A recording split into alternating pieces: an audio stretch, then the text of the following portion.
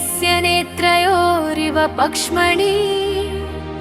अविचार्य प्रियं कुर्यात् तन्मित्रं मित्रमुच्यते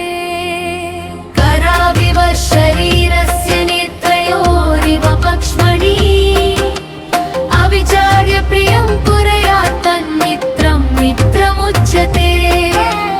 कराविव शरीरस्य नेत्रयोरिव पक्ष्मणि अविचार्य प्रियं कुर्यात् तन्मित्रं मित्रमुच्यते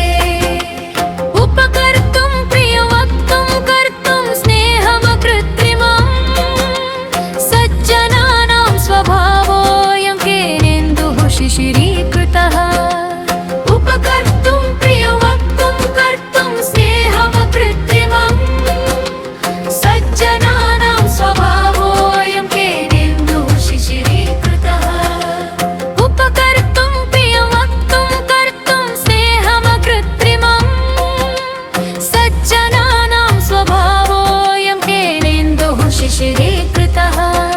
न कश्चित् कस्यचिन्मित्रं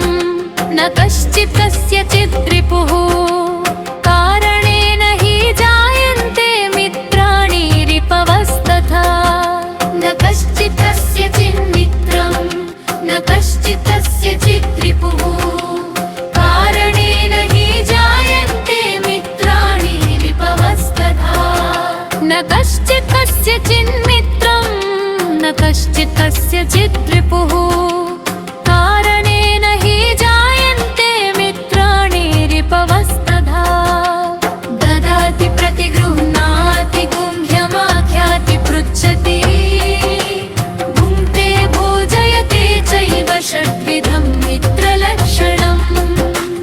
ददाति प्रतिगृह्णाति गुह्यमाख्याति पृच्छति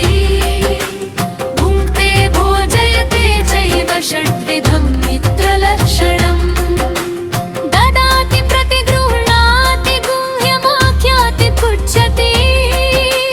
भुङ्क्ते भोजयते चैव षड्विधं मित्रलक्षणम् दर्शने स्पर्शने वापि श्रवणे भाषणे अपि वा यत्र द्रवत्यन्तरङ्गं स सद्यः इति कथ्यते दर्शने स्पर्शने वापि श्रवणे भाषणे अपि वा यत्र द्रवत्यन्तरङ्गं स सद्यः इति कथ्यते दर्शने स्पर्शने वापि श्रवणे भाषणे अपि वा यत्र द्रवत्यन्तरङ्गं स सद्यः इति कथ्यते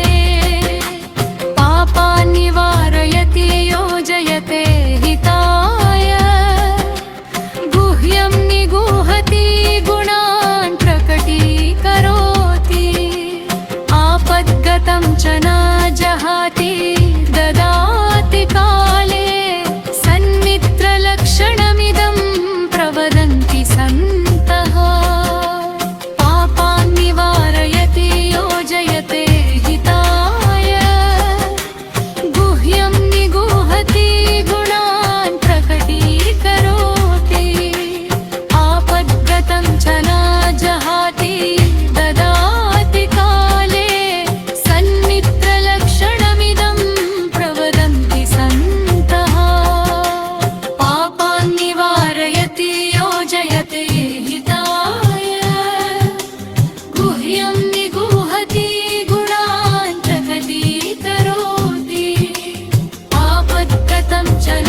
जहाति ददाति काले सन्मित्रलक्षणमिदं प्रवदन्ति सन्तः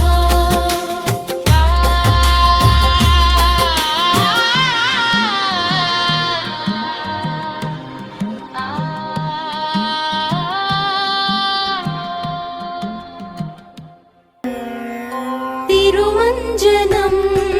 तिरुमञ्जनं तिरुमञ्जनं तिरुमञ्जनं तिरुमञ्जनम् इति तिरुमञ्जनम्